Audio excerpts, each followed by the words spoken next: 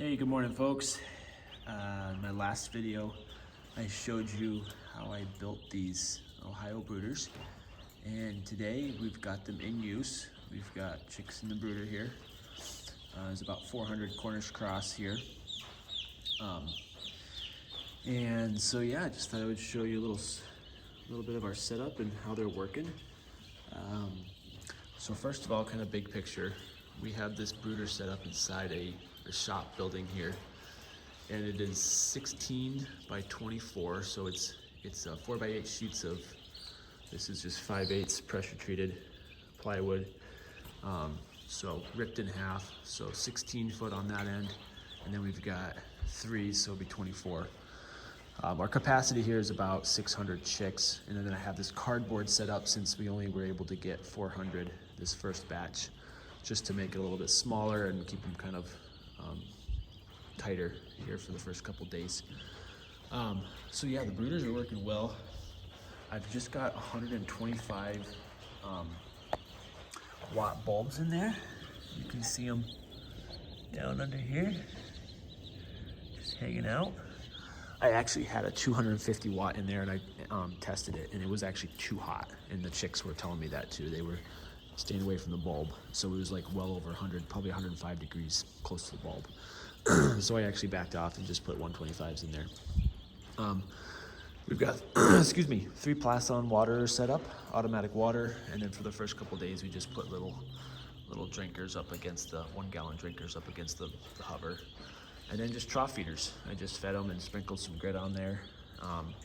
We did some feed on cardboard for the first couple of days, and now this is what, Friday, so we got them Tuesday, so this was their 3rd day in here. So they're off to a good start. They're drinking out of those Plassons really well, eating, so we're kind of past that critical first couple of days, and yeah, everybody seems to be doing really well.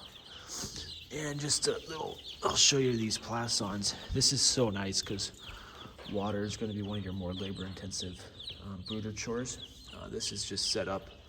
It's just 1/2-inch poly pipe, and there's a pressure reducer.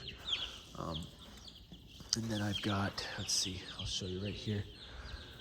Got a little valve right here so I can shut it off if something happens. And let's see, I'll show you what the pressure reducer looks like. And then I've just got this wood chunk here to keep the critters out. And it just goes outside here, and yeah, you can see right there, it's actually just 3/8 rubber air hose. Was actually cheaper than running a garden hose, and I don't need a lot of water volume, so that just runs over around the corner of this building to a faucet. And there's a 10 psi, you can see it right there. That's just a Seininger pressure reducer from Drip Depot. It's like 13 bucks. So that brings my pressure down to 10 psi so that these waters will function correctly. I think they're supposed to be between 4 and 12 psi. So they work great on gravity. I've also done it where I don't have pressurized water. Whoopsie. I don't have pressurized water. You can just run those off of a bucket. They work great. But yeah, I'm pretty jazzed about how this is working so far. When we first got the chicks, it was like 90 degrees, so it was pretty hot. They didn't really need a lot of heat. It was getting warm in here, but today it's raining out. It's much cooler, probably gonna be a high of about 55, and everybody seems pretty comfortable. So I think we're gonna be just fine. So anyhow, I'm gonna sign off, but just, yeah, want to give you a little overview, and feel free to ask your questions in the comments, like, subscribe, all that good stuff. Share with your friends, help get the word out, and everyone have a good day. Take care.